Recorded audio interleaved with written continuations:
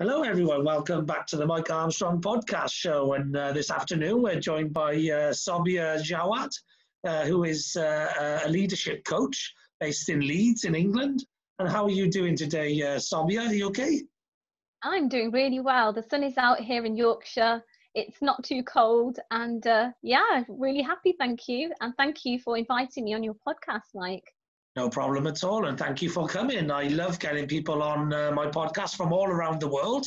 But I don't get that many from the UK, especially from England, because obviously I'm based in Wales. So the ones I tend to get on from the UK are from Wales or Ireland more so, because I've got a bit of an Irish connection. But I've also got an English connection as well. And so one of my grandparents was from Yorkshire, where you are.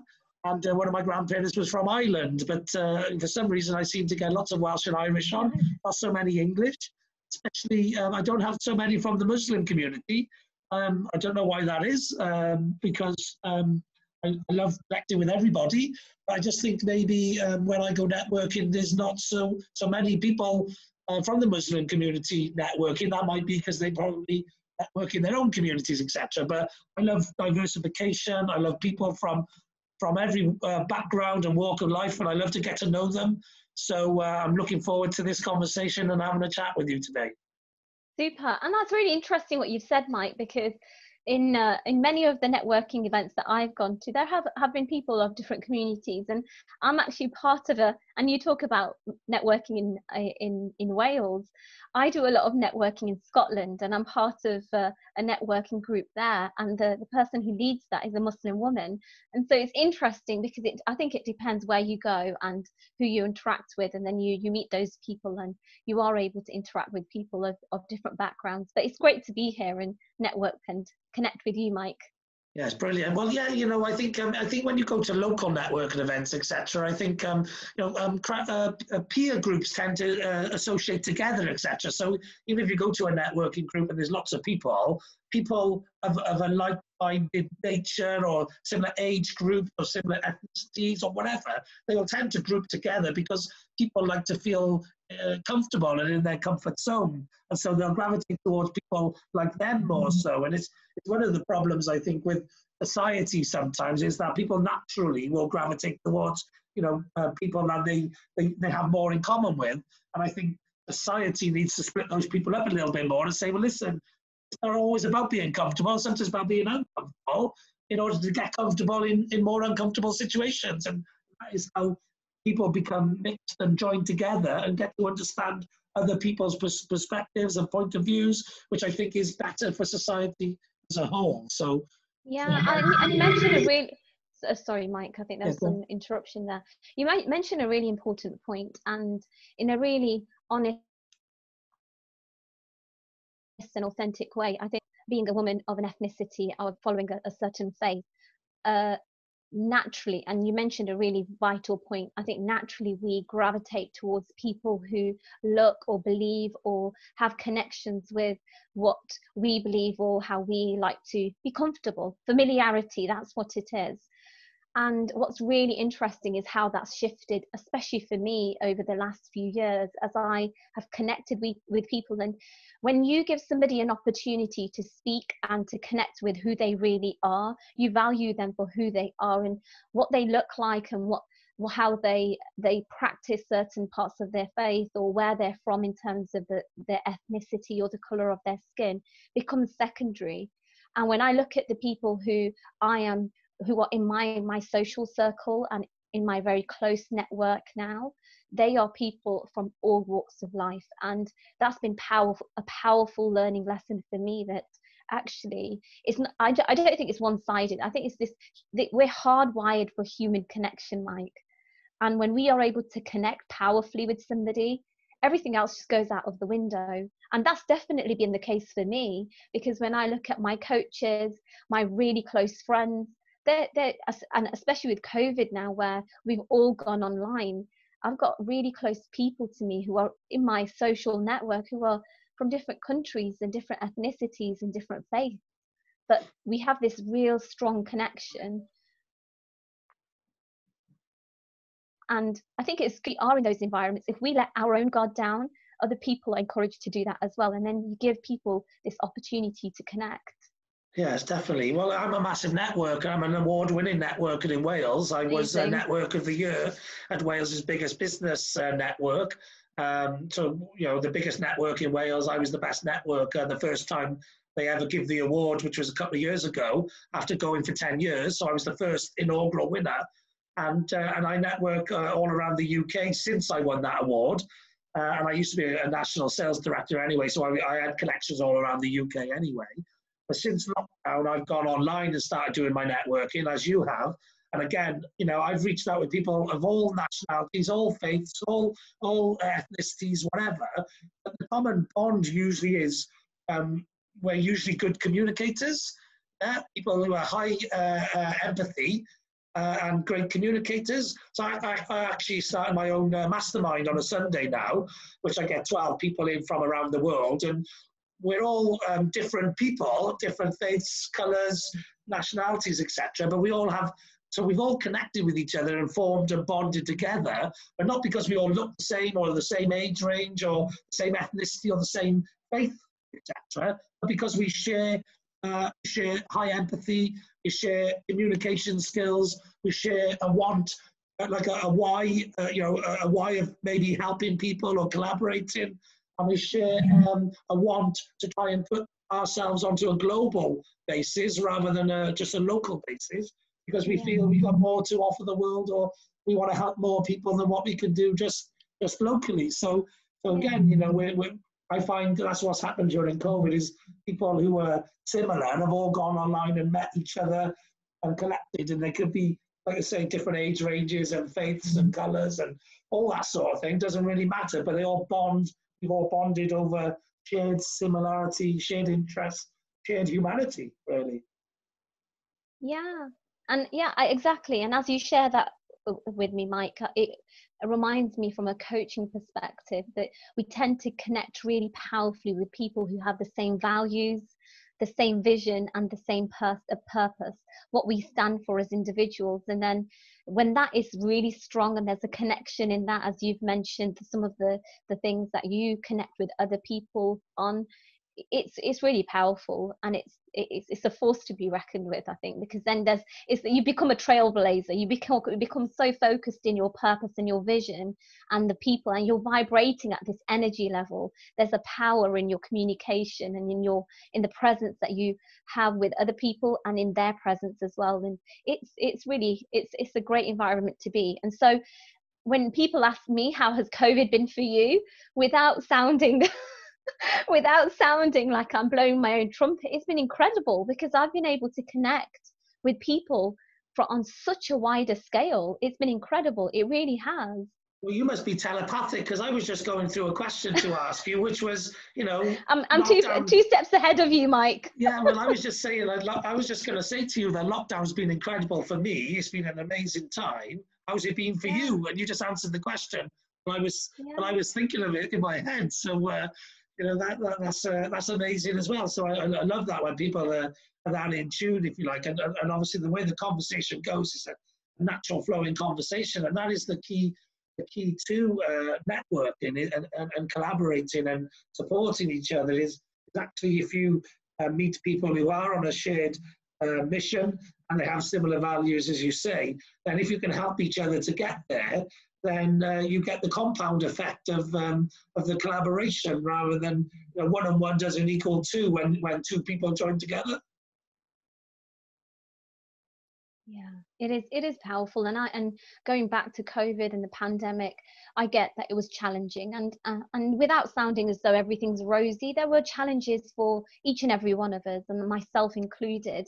But actually, when I look at it, I look back at it, and even when I was going through that situation, I was really mindful. And I believe that with being in the personal development field, being a coach and holding that space for my clients, and I'm aware of what's going on with my thoughts, with my behaviors, with my actions. And so I was really mindful that I have to create this way of being able to manage and not in my control, because not everything can be in our control. But what was in my control, I was able to make the best out of it. And so during the pandemic, my business skyrocketed. resonated. It did really well. I'm a leadership coach. I was coaching people from different parts of the world. And that's where I started to realize I'm actually connecting and coaching people who are leaders. And when I say leaders, that's anybody who's willing to take a lead in their life. They're not okay with what's going on. They know there's more. They want to achieve more. They want to do more, and they just don't know how. And that's where I stepped in. And there was this power, as we mentioned, when we're networking or connecting, there was this powerful connection and these vibrations that happen in terms of energy when you're in the presence of somebody who wants to do more. And so when I look back at that, and just continuing even now during this quote unquote lockdown in the UK, it's a great opportunity. It really is. And I'm a firm believer, Mike, that life isn't hunky-dory. Life isn't always perfect. Well, there's no perfection. Life isn't perfect. No. We all have challenges, but which lens are you going to look through? Are you going to look through the lens of pessimism, where you're just pessimistic, negative, things aren't going right? Or are you going to make that choice? It is a choice to look at, right, this is going well for me. How can I make things go even better or make things better? What opportunities are there? And that was just a short, I actually created a short post about that yesterday, because I was speaking in Pakistan yesterday online from the comfort of my own home. And yeah, there's certain things that haven't gone right, but had this pandemic never happened, I wouldn't have the opportunity to be speaking in those countries, or I may have had to take a week away from my family to travel out there. So there's always opportunities, regardless of what you're doing. Yeah, definitely. And I started my podcast during the lockdown. I wrote a book at the beginning of the lockdown. Wow. I created 2 formulas, a happiness formula and a success formula, which are the 2 things I'm going to speak and educate people on for the rest of my life. So I've been very highly productive during the lockdown period. I've got a map of the world on my wall, opposite wall over there, and I put red pins in. In fact, I can show you. Please do. A map of the world. Yeah. So basically, I put pins in all around the world of people I've connected with. So I used to be very well connected in the UK, and now I'm extremely well connected around the world. And I've got, really great, like a lot of people say to me, like if they don't understand business networking, for example, which I do a lot of, oh, that's no good, that business networking, you never get anything out of it or whatever, pessimistic people, negative people, people who are maybe listening to other people and not making their minds up for themselves or experiencing it for themselves. And actually, if I never did any business networking, I've made amazing friends, So actually just as a human, as a human being and a social life or whatever, I've got some fantastic friends, which I've got in the real world from when I met them in the real world, and now which I have around the world virtually. Some of these friends are like friends I've known all my life. I've known them for 6 months or whatever. Yeah. And so even if you don't do any business, actually connecting with people and socializing with people online is a great way of building your mentality and keeping your mentality, and making sure that you're not one of these people who are fearful of lockdown or fearful of that. To me, I don't care whether we're in, we're out. It doesn't bother me. It makes no difference to me whatsoever. And I think, the friendship is amazing, but obviously it does lead to opportunity and business and collaboration and all the rest of that as well. Absolutely. So absolutely. So many benefits to networking. That's why I'm an award-winning networker. That's why I love to get people on my podcast and chat with them, because I would be following up with them anyway via a phone call or a chat, and I love to get them on my podcast. And so at the same time as having a chat with them, I'm also recording it for my podcast and my YouTube channel, because for me, I'm all about efficiency. So the same 45 minutes I would take up in my day to contact someone, I actually am producing content as well. And then when I post the content to my podcast and to my YouTube channel, I also use the share buttons on both those platforms, Anchor and YouTube, to share that content then to all my social media. So I can do in an hour what would take a lot of people about 4 hours. Yeah, and efficiency is important, especially when you have big ambitions and you want to play big. because we only have 24 hours in the day, and taking into account everything else we do and where we want to be, efficiency is really, really important. So it's great you're able to do that, Mike, and you're going to help me. You're going to give me some tips, aren't you, later on? Yeah, I'll give you some tips now if you want to, because one of the so efficiency is one of the biggest things that you can do to grow. It's one of the best things. So I used to be a corporate sales director. I got promoted 9 times in 6 years in a 10-year career. I managed to get a team of 7 people when I took them over, doing from 300,000 up to 1 million in revenues in 3 years, yeah, because of efficiency and training, knowledge, really, yeah. And then I was able to grow that department from 7 people to 17 people over the next 5 years as well. And so it's all about efficiency, because what a lot of people don't realize is that there is a finite amount of time in every day. And so you can only get more done and produce more if you can find quicker and more efficient and effective ways of doing everything. So if you can shave time off here, shave time off there, if everything you do in the day, you say you do 100 things and you knock a second off each one of those things, you've saved 100 seconds. You knock a minute off each one of those 100 things, you've saved 100 minutes. Yeah. And then therefore you have more time to do other things. And that's how you can grow and produce and be more effective, by being able to do lots of things. So like when I started podcasting, I used to do follow-up calls with people from networking. Then I started podcasting and used to create separate episodes. And I thought, well, if I do the two together, instead of making a 45-minute phone call and a 45-minute podcast, I could do the two together and I'd just save myself 45 minutes. Yeah.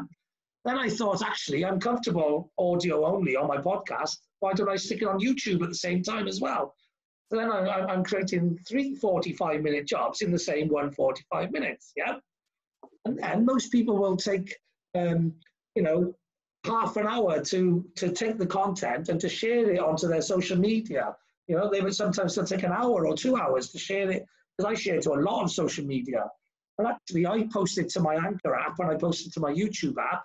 And within those features, there are buttons which allow you to share the content straight away to your social media.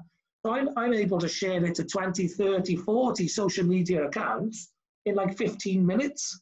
So it's taking me 45 minutes to do 3 45-minute tasks separately. And then it takes me 15 minutes to market it, when a lot of people would take probably an hour or more to reach that many places. So really, I'm doing what some people might take 45 minutes, then 45 minutes, then 45 minutes, and then an hour to do. I'm doing in just 1 hour. Yeah? By thinking about it, by thinking about all the things you have to do today, and working out how can you combine some of them so that they're all being done at the same time. Yeah, and it's really interesting what you say, Mike, because as I listen to that and I look at the application of that, I think in terms of my social media and podcast, I've shared with you, that's a vision that I have, and it's part of something I want to do in the future, because I'm already connecting with some incredibly powerful people whose voices could be heard, and a lot of people could be influenced and inspired and really encouraged to do more things. And what for me, the message in what you've just shared, Mike, is how we can be efficient even in our, maybe not just social media, but even in our time when we're doing something, about being present and the power of presence, because there are lots of distractions out there, especially with social media as well. It's like a double-edged sword. You can use it for your benefit, but it can really eat away at your own well-being and your own time. And so as you share that with me, the way I see that application in my life is the fact that I don't have my phone with me. When I know I need to do something efficiently and I have a strict time limit for that, my phone is not in the room, because that's a distraction. It can be a distraction. And what's powerful is when you're efficient and you're able to do that in such a short space of time, it's incredible as to what we can achieve. Yeah. Yeah, definitely. If you put yourself under a time deadline, or, it's like what a lot of people don't realize. I got promoted 9 times in 6 years, yeah? And every time you get promoted, you take on more responsibility. You think, I used to think I was busy before, but then I got busy, yeah? And every time you go up the level, you're like, I didn't believe I could cope with anymore. I couldn't believe I could deal with anymore.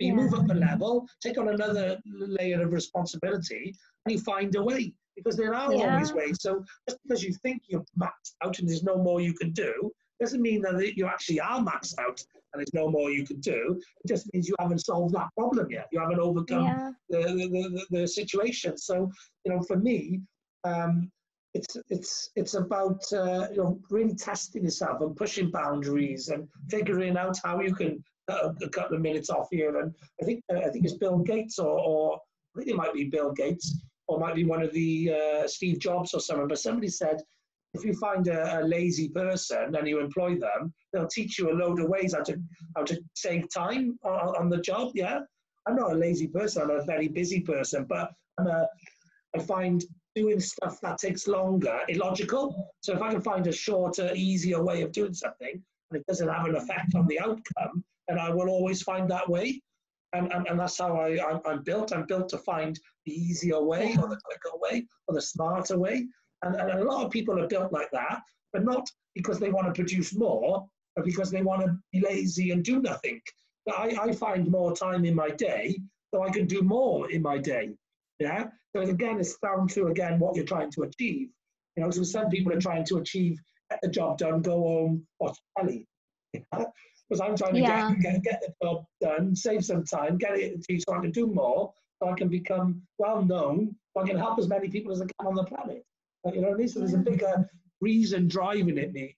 Absolutely. Than just because I want to relax on the settee and watch some telly. Yeah. And Mike, it's really interesting when you share that, and I look at my own journey and I look at what I've been able to achieve, and I'm a mother, and I'm a wife, and I'm a homemaker and a businesswoman. I come from a teaching background, and when I was a teacher, and this was before I came into personal development, I was super busy as a teacher, and that was before I was married and I had a family, and I was just super busy being a teacher. And then I got married, and I had a home to look after as well, and added responsibilities that come with that. And now I'm a businesswoman, I'm a mother, I'm a wife, I'm a homemaker as well, and I take pride in all of those roles. They're all very important to me. But it just goes to show that the powerful nature of human beings, that we are so adaptable. And even with the COVID crisis, the way people and businesses have pivoted, the way people have changed, it just shows how powerful we are as individuals, as to how adaptable we can be and how we can really stretch ourselves. Yeah, the recession apparently has just ended. The figures are that the UK has bounced back from the recession already, and we've laid off a load of staff. And my gut feeling is that the economy is going to do really, really well out of this COVID, because all the businesses who wanted to go online but couldn't bother to get around to it have all been forced online now. And online does increase efficiency of output, efficiency of activity. You know, so I think once all of the dead weren't, you know, the businesses that weren't that good anyway, and didn't have very good cash flows, etc. Once a lot of those businesses get out of the way, I think you'll find there's going to be a lot of big businesses growing from this situation. A lot of efficient businesses, you know. And Mike, sorry, Mike. As you share that already, because I have a network of people who are high-end professionals. One of them is the director of a solicitor's firm, and their solicitor's firm has already just completely closed all the offices around the country and have gone online. They've gone online, and they've only got one office that's in the capital city, and that's where they have physical meetings, where they've got to have face-to-face meetings. Everybody has just gone online because it's been far more efficient in terms of the rent. Profit margins are going to go through the roof. Exactly. Because all the costs, all the big overheads that people thought they needed to conduct business, they now realise we don't need the Mercedes, we don't need the 4-story building in London or Manchester or the city centre. You know, we don't need to pay travel expenses. We don't need to waste 4 hours, 2 hours there, 2 hours back for a 1 hour meeting. Now we can just jump onto Zoom, do for 1 hour, go and do another one. Or whatever. So there's so many efficiencies to be had. It's amazing. Absolutely. Yeah. So it's I can't wait to see how that impacts society. And I think as well, work-life balance, to me, there's no such thing as work-life balance. It's just life. You do what you enjoy, yeah, and you have a balance in that, you know. So you do plenty of what you enjoy, and sometimes do stuff you don't enjoy because they got to get done, and that is a balance. It's called life, yeah. And but I think there's going to be a lot more people who are more productive because they're happier in their life balance because of the forced situation of. I've been in lockdown for 8 years. I chose to work from home when I went self-employed 8 years ago. And that's why I'm not bothered whether lockdown's on or not or whatever, because my routine in my life doesn't really change. You know what I mean? It is what I shape it to be. And the only difference is whether I can go out for a meal or go for a drink in a pub or not, whether lockdown's on or not. You know, it's the only real difference. But I chose that life because I understood the efficiencies of life and the balance of life, to not want to have to set my alarm early in the morning to take a long commute that I don't want to be on to get to somewhere I don't want to be. Yeah, so I chose not to do any of those things. And now the world is catching up and realizing there was lots of people already like me had realized that.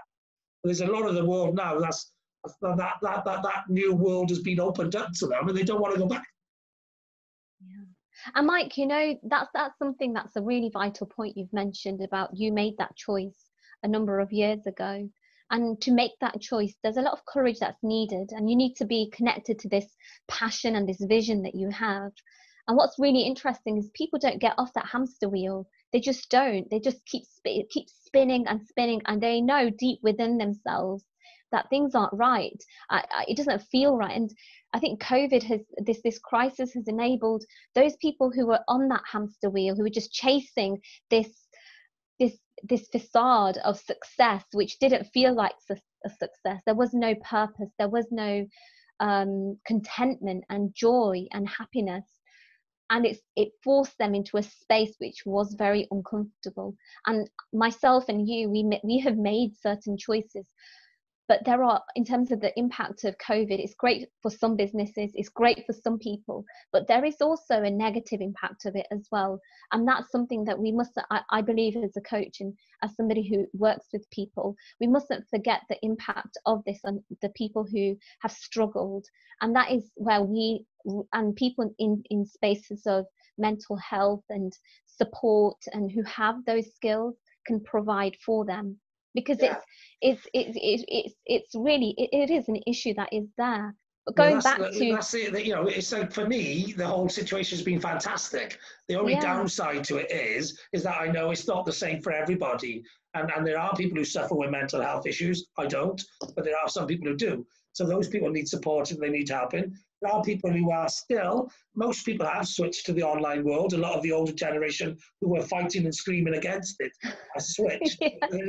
There is that older generation slightly above who are locked out of that world now. So they're even more alienated from the online world than everyone else. So those are the people that I've actually got two people who are in shielding. They've been in shielding since March, my dad and his girlfriend, who I still go around to see once a week to give that human connection and go shopping for them, etc. Because they will not go into the tech world no matter what. They're in that very small percentage now. It used to be maybe 30% now, you know, and then it got forced into it. Now there's maybe 5% or 2% or 1% who they just don't like tech, or they just don't want to get involved, or they're too old to learn something new or whatever. And those are the people that do need still heavily supported. And I talk about on my podcast a lot about people reaching out to those people and communicating, picking up the phone, speaking to them. Popping around and you know, even if it's speaking through a mirror, you know, through a window or whatever, but still supporting those who are left behind, if you like, in the tech world, so they don't get left behind in the real world. Yeah, and Mike, you know, it's really important, and I felt this, and I don't think it's the fact that I like to look at just positivity. I get there is a reality of the situation, but one thing I have really felt is that COVID and this world pandemic has forced people to look into places that they've not looked into before, or maybe consider ways of behaving that they've never behaved before. This awakening of consciousness, whether that's caring for people who they've never really spoken to before, or connecting with them, or giving them that time of a conversation, whether that's even with their children or with their partners or their friends or their neighbors or the elderly people that are out there. I feel that people have made a concerted effort to do that. And there's a power in that, because that is kindness, that is goodness. And just how some of the communities have come together, because here in the UK, I'm sure you're probably aware of it, but free school meals during holidays were, the government was not funding them. And there was a professional footballer, I can't remember his name, sorry, Marcus that's my Rashford. ignorance. Yeah, and don't you think that's incredible? Oh yeah, I've been watching the Marcus Rashford campaign because I love leadership, and so powerful. What he's demonstrated to a load of politicians is how to do leadership. Yeah, as a footballer, you know, tackling politicians, because I feel there's a lack of leadership in our politics. You know, because most good leaders don't go into politics. Whereas years ago, good leaders used to go into politics, and they used to go into it because they wanted to fight for something. And now I think it's career politicians with no fight for anything and no leadership skills or ability going into things and muddling things around, which is why I think there's been a lack of. Boris hasn't been around enough. You know, I think Boris would have been around a lot longer and a lot more after his vote in as Prime Minister and stuff. And it'd been a positive situation, because I think Boris is somebody who likes to, you know, ride the waves and the positivity and all of that. He hasn't really stepped up to the mark, in my opinion, and shown real leadership. Because to me, a big form of leadership, you do leadership coaching, a big part of leadership and a big part of relationship in any sphere is communication. And I think the communication has been poor, and I think it's been mixed messaging, and it's been confusing. And I think, you know, that's why the UK has had some poor stats in comparison to other parts of Europe and other parts of the world, etc. I think some of our leaders have disappeared. You know, we haven't had anyone who's shown real leadership in this time. You know, except for maybe a couple of the regional leaders have sort of tried to show a bit of leadership, etc. The female, I can't remember her name.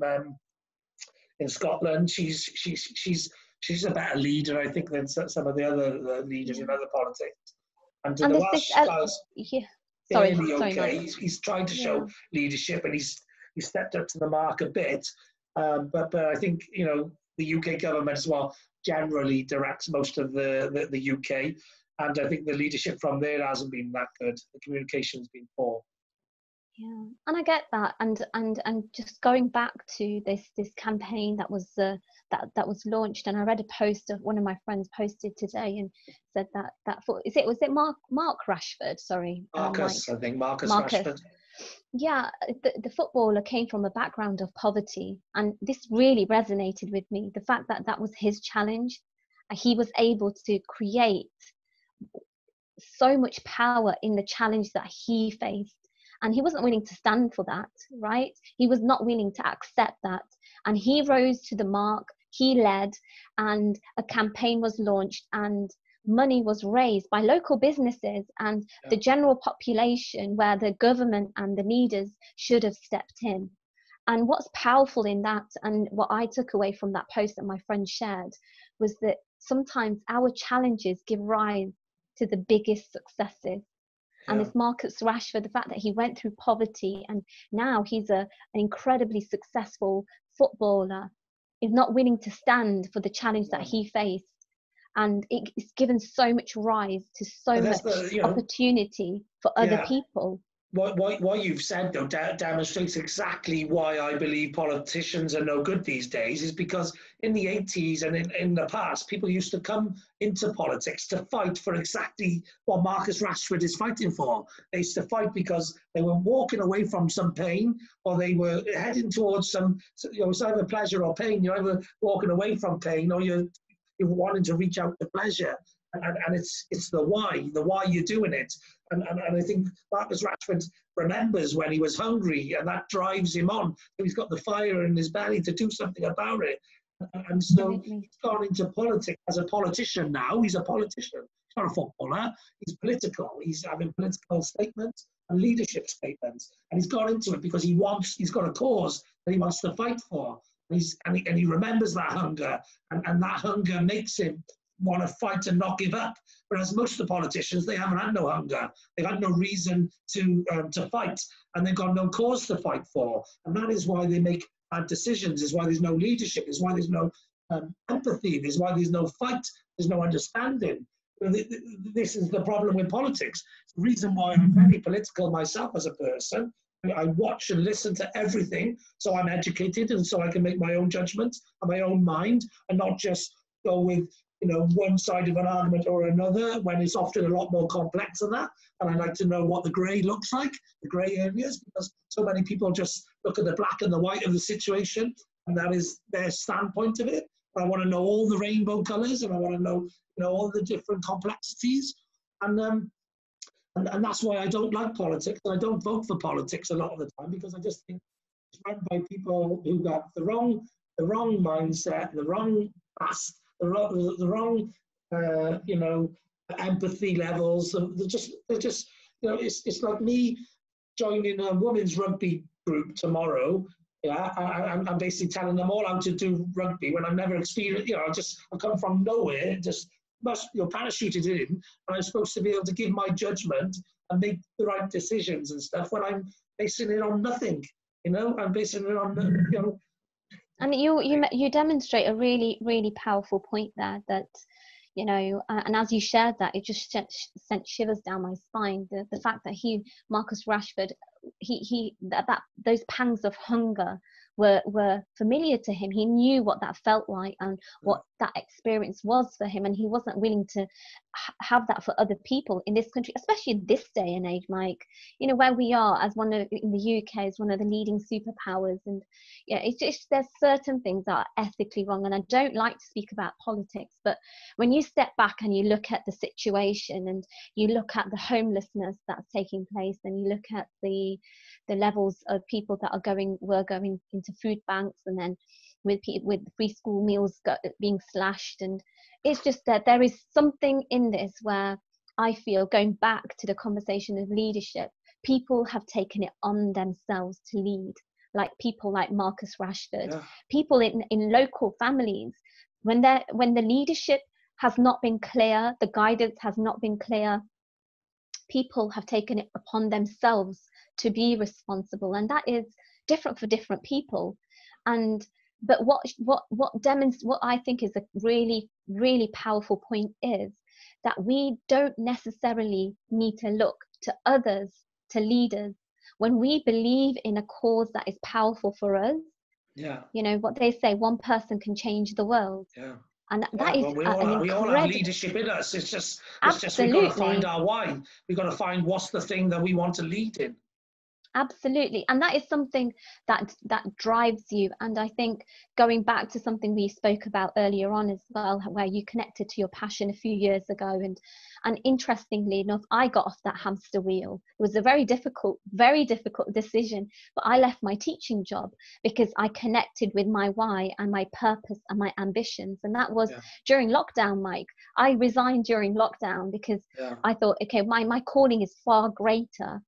And so when I look back at this, I think there's just so many incredibly powerful things that are happening, where people are tapping into their strengths, whether that's Marcus Rashford, whether that's myself with what I'm doing, whether that's my next door neighbor standing for something that's important for her.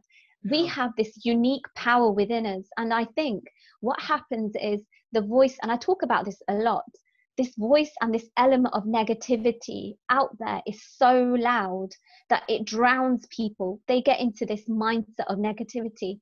And as human beings, we're generally hardwired to be negative. We hold on to negativity far more than the positive and the strengths that we have.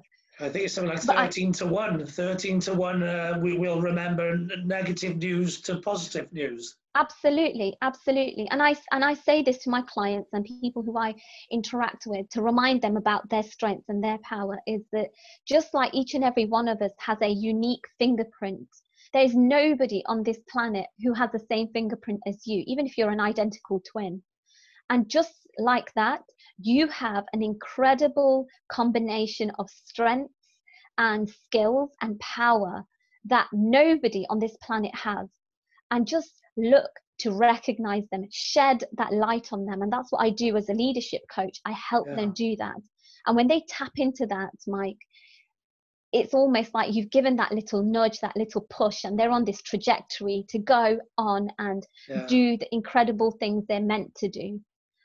Yeah, that's. I went on a podcast, actually, a friend of mine's podcast called "The Fire in the Belly," which I can introduce you to Pete and to get you on his podcast. I'd love as to well. that. Yeah, absolutely. And I went through a life story of my life, and that actually helped me to crystallize my why. I was always on my why. I was always around it, etc. But I really pinpointed on it, and what I realized is I used to like helping people in the business world, in entrepreneurship, sales, marketing, networking, social media. I used to have helped a lot of entrepreneurs in my life. And what I realized is I've also helped a lot of people in my life. And what I realized is I crystallized my why on the fact that I just want to help as many people in the world. You know, it doesn't have to be entrepreneurs. It doesn't have to be with sales and marketing and entrepreneurship and business growth and leadership or networking or any of that. I just like helping people. And that's why I started my podcast, which was all about helping people with a bit of positivity and a bit of motivation. And I put that educational stuff on there as well, business education and all of that. But actually, I've started networking around the world, and I just like helping people. And that's what I realized I want to do. And that's why I'm on a mission to become like the most known person on the planet, as mostly known or as known as I can be. Because then that puts me on bigger platforms, which means I can speak to more people and help more people. So that's my mission. And a big part of my why, again, wanting to help people right now, I got chewed up and spat out during the global credit crunch, financial problems, a divorce, lots of things. And what I want to do is I've seen a lot of similarities in the global credit crunch happening now, and I just wanted to reach out to people and try and stop them getting into trouble, help them if they are in trouble, you know, give them some education, some inspiration that they can get through it, and just support them through that time. So again, I've got my why, similar to Rashford's. I've been hungry. Yeah, I was hungry not in a food situation as a kid, but I've been hungry in a financial troubles, divorce, going through the ringer, and so similar. That's why I understand exactly what's driving Rashford on, because it's the same thing as driving me. And that's, you've been through something, you don't want other people to go through it. You want to give them the benefit of your knowledge, your experience, your energy, and just not, and just fight against, the situation, fight against the COVID, fight against, hunger, fight against, financial troubles, whatever it may be, whatever your individual fight is. If you've been there and you've done it and you've got the T-shirt and you know how to help people through it again, then I'm always there just to help people, just give them the absolutely benefit. Yeah. And Mike, when you share that with me, what comes up is that you refer to your own kind of hunger for different things, and maybe not just hunger in terms of food, but for finances and other difficult things that you've gone through.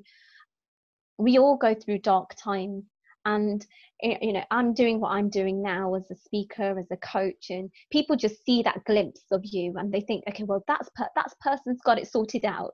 They've always been like that, but that's not the case. No. I look at myself and I look at at what point did this all start?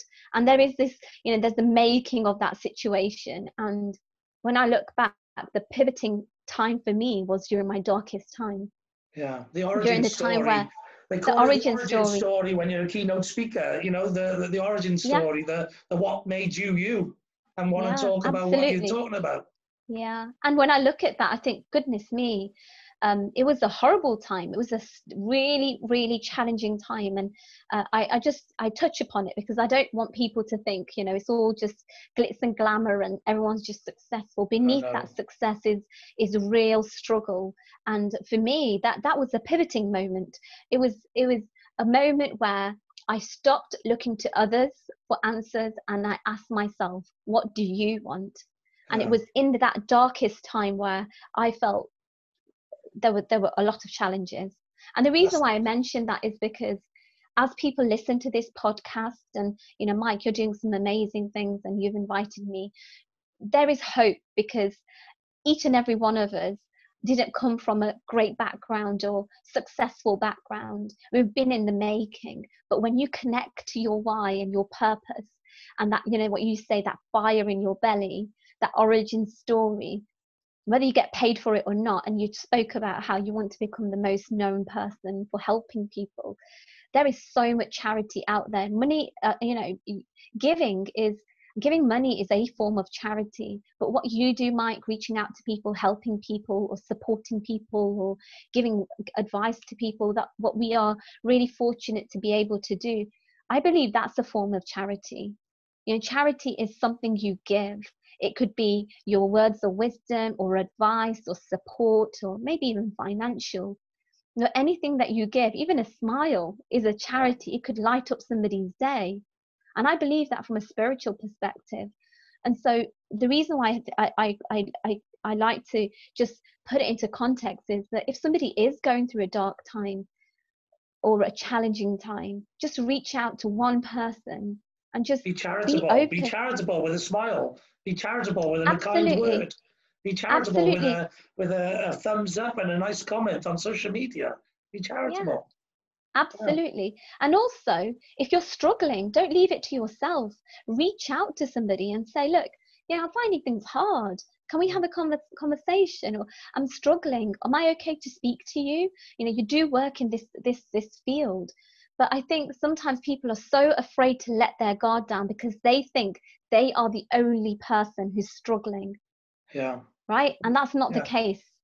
No, and what you said earlier just now as well about responsibility, you know, I think you only start being an adult and a human being and a grown-up when you actually are willing to take responsibility for everything in your life.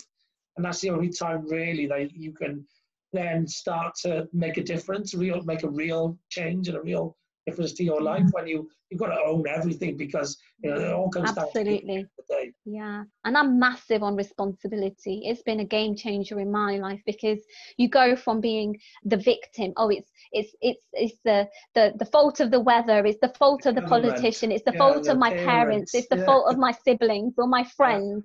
And actually, it's the fault of the pandemic. Whatever it is, that is the easiest place to be, where you blame other people. But when you step into this space of responsibility and you think, okay, well, it hasn't been great, but what can I do to change things for me? And that's a responsibility, right? That's whether it's work, whether it's your own health and fitness, whether it's your own career, the way you are with certain people. What can I do to do things differently? And that's responsibility. Yeah, it's massive. Definitely. And I told you I wrote 2 formulas during the start of lockdown. I'd be interested to see your feedback on them. So one is the happiness formula. I call it SMART happiness formula. And the SMART stands for sleep, meditation, ability to perform, random acts of kindness, and targets. So it's 5 sort of key areas, which is a daily routine to make yourself happier. Yeah. And I believe that there's no way anyone could follow my SMART happiness formula and not make themselves happier, because they're all biological facts of creating happiness. Yeah. So like my formula is, you've got to have like 7 to 8 hours sleep a night. You have 30 minutes of meditation or mindfulness per day. You've got to have look after your ability to perform, which is hydration, 30 minutes exercise at least per day, and a well-balanced nutritional diet. Yeah, so good balanced nutrition. And then you've got to do random acts of kindness, and you've got to set yourself targets and do target setting, target achievement. Yeah. And if you do those 5 things, it actually comes to 7 things if you add the ability to perform being 3 things in one. Yeah, hydration, nutrition, and exercise. But if you do those 5 things or 7 things every day, then there's no way you cannot be happier. And it's interesting you say that, because many people think it's just happens like that. But there's so many things: your nutrition, your sleep, the way you think, what you do, your actions are part of your happiness. I did a workshop, is it, oh, I can't remember exactly the title, but it was about how to create happiness in your life. And it is a formula. There are so many different aspects of it. There's so many different segments of being happy. Yeah. And what you say about meditation, there's so many people who don't stop and don't reflect. And there's a physical aspect of our bodies. That's our body itself that needs nourishment. But our soul, we have a soul within us, the spiritual part, where we need to meditate. We need to just connect with a higher being, whatever you believe in, whether you believe in God or not. We are hardwired. We have a innate connection with this other being, this higher being, and this meditation is really powerful. I love your formula, definitely. Mike. I love you. I think it's great. Yeah, and then a big part of success for me, a big part of happiness for me is success. I like to achieve. I've always been an achiever, and so when I come up with that happiness formula, it led me to think about success being a big part of my happiness. And the reason I come up with that formula, by the way, is because I was living it during lockdown. So actually, I was the happiest I've ever been during lockdown. So lockdown just wasn't good for me. It was great for me. It was amazing. And a big part of that was how productive I was being, because I was being successful. I was ticking off things that had been on my list for a long time, bucket list, life achievement type things. I was getting them done.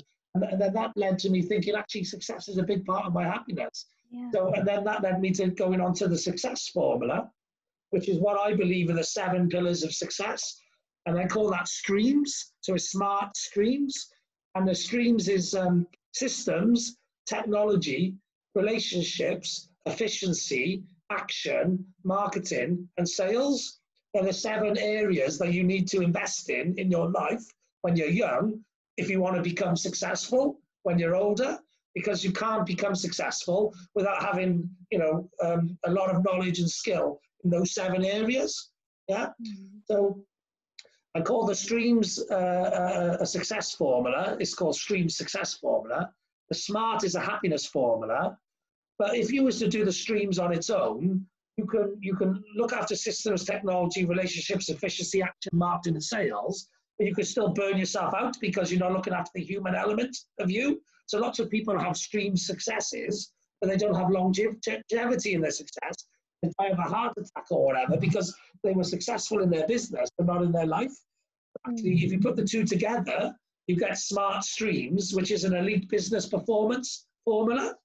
Yeah, it's how you can get longevity in a successful life by balancing your need for happiness and for looking after yourself with your input on growing yourself and your ability and your knowledge in the areas of success. Yeah, and it's really it's a great model that you have, and credible, because there's an element of success, but there's an element of personal part of your life as well, and that we mustn't forget that, because both what we call the professional aspect, and then there's the personal aspect, and you've married the two together, you've connected the two together, and that's part of being holistic, right? Yeah. So from a coaching perspective, people may ask me, okay, well, how do I get good performance in that? But actually, when I start working with them, I coach around both personal and professional issues, because we're the same person. When we go to work, we're the same person that comes back from work and is with their friends and their family or their partners. And we're part of this spectrum, not a spectrum, but I'd say a circle. Each and every part of it is a segment. And I love the fact that you've got these formulas and they're marrying the two together. It's great, Mike. Yeah, so I thought I'd share them with you because I thought they might be something you found interesting. Yeah, so yeah, I do find interesting, and it's good, because what I find is that everybody will have their own touch on things, but the core of it is very similar, right? Yeah. So those fundamental parts of our life, whether that's professional or on a personal level, there are certain things that we value. Generally, the value of them will be different for different people, but the core is the same, right? Yeah. We all want connection. We all want to be happy, content, nourished, have this element of contentment, joy, and the labels may be different, but the core is the same. Yeah, it's like everyone who teaches personal development. I've listened to them all. Like who's the ones that like Jim Brown? Les Brown, Jim Rohn, Tony Robbins. Dr. John DeMartini, Grant Cardone, Gary Vee. I listen to. Well, they're more from sales and marketing perspectives. But personal development. Rich Dad Poor Dad. Robert Kiyosaki. Brian Tracy. There's loads of people teaching personal development, but it's all the same message ultimately. It's all the same message, but it's good to have different people communicating the message in different ways and resonating with different people. So I know you're big into personal development as well. Absolutely. I know I am too. So I'd love to invite you to my Strong Communicators Mastermind group on a Sunday. If you wanted to join us, I can add you to our Facebook group and our LinkedIn group. And if you decide you want to join us one Sunday, I post a link into the groups. You just got to click on and join us, but you'd fit in well in the group. Thank you. And thank you for the invite. And do send the details across to me, Mike. Yeah, okay, I will do. And yes, thanks very much for coming on the podcast and having a great conversation, really. And just if you want to direct people to maybe how they can find out a little bit more about you or engage with you, where would you want to direct them to? Yeah, I'm on all the major social media networks. I'm on Instagram, I'm on Facebook, and I'm on LinkedIn as well. So if you just type my name, which is Sobiya Jawaid, and Mike, I'm sure you're going to put the spelling of that there, and I can send you the links of my social media platforms, and just reach out to me. I don't have anybody looking after my social media accounts. I do them all myself. And when you reach out to me, if you just want to have a conversation, we're on this podcast, but we're human beings. We've gone through challenges just like maybe you're going through challenges, and it just takes a conversation to maybe have an awareness, an insight, some sort of breakthrough that could shift your life. And I always invite people, I always say, come connect with me, have a conversation, and just see where it goes. Because for me, that's how it started. I had some incredibly powerful conversations without the intention of it going anywhere, really, just curiosity. And some of those conversations were life-changing. So connect with me, message me, and it'd be great to be connected. Well, I'm a sales and marketing director at Introbiz as well, which is a global networking and events company. And we've got a 3-day summit coming up in the 25th to 27th of November. It's a 3-day event featuring 11 speakers a day, 33 speakers over the 3 days. Les Brown, Brian Tracy, Dr. John DeMartini, Sharon Lecter, Forbes Riley, Kevin Harrington, some major sort of global speakers, and some lesser known, local speakers as well. And it's going to be a fantastic event. It's free to sign up to. If you go to introbiz.co.uk, you can register for free to the summit, and you can also come along. We have a weekly networking event, which is 9 till 11 on a Friday morning. If you want to come and connect with a load of like-minded individuals, it's usually about 40 plus entrepreneurs, then I can send you a Zoom link and you can come along to that as well. It is a membership organization, so you can only come along twice before having to join. But yeah, it's a great event, very positive, lots of great people on there, speakers, coaches, entrepreneurs, real like-minded individuals.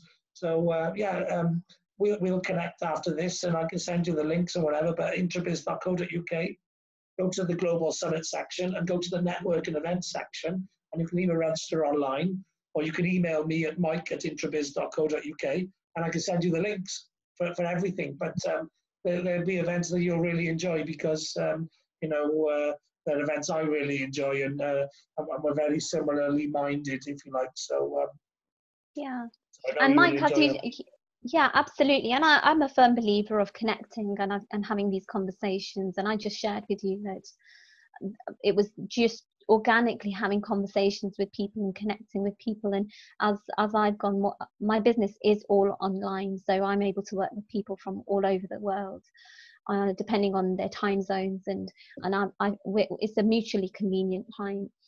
But I'm a firm believer of just being there, speaking, connecting, and what happens after that is meant to happen. It's something that, if there is a connection, things will progress. And when you're in that space, and it is something that I will look into, but when you're in that space and somebody is thinking of you, you're there at the top of their mind. And just going back to... I'm going to connect you to Pete with the Fire in the Belly podcast, but also out of the 12 people who come on my mastermind on a Sunday, I think about 5 or 6 of them have got podcasts and they're always looking for guests. Okay. So that's another way of you getting onto 6 more podcasts quite quickly. There's also a few high coaches and high empathy people in there as well. Massive network. There's a friend of mine, Mark Barrett, who I introduced you to as well. He's got 150 WhatsApp groups, and one of them I'm an admin of, which is Powerful Women of the World. Wow. And I'll add you to that one because I'm an administrator, because I can be an administrator for inviting other women into that group. He's got 150 groups. So there's lots of groups there that you might want to get involved in. And it's all for virtual networking online. Yeah. And then 2 more friends of mine run another group on Facebook, which is called IWOW, IWOW, which is Inspirational Women of the World. Again, that's another group, great. 4,500 women from around the world who are, again, coaches, speakers, entrepreneurs. So I'd like to connect you with a few of those places because I know you'll fit well in. Yeah, and thank you for that opportunity, Mike. And as we finish the podcast, I think it's something that I really want to share with people, is that connecting with Mike and either with myself, when you have a conversation, there may be something within it. It may never lead to anything, but it may be something, a personal insight that you get, a personal realization that you may get, that could be the catalyst for change in your life. And I think that's powerful, because when I look back at my life and how it all started, it was all very unintentional, but there was a drive, this fire in your belly, what you referred to and what I referred to as my drive and my purpose and my vision. I always had that higher calling, even though to the world it may have seemed like I'm successful. I was a professional biology teacher. On the surface of it all, it seemed okay, it seemed good, but I had that higher purpose that I wanted to connect to. And so going back to what you're sharing, Mike, and the networking events, and even to connect with me, these conversations can be life-changing. And I've taken from today's podcast some amazing insights from you, Mike, and the powerful nature of human beings and what we can achieve even in quote unquote adversity, as we're all going through in the world. There's some amazing things that are happening.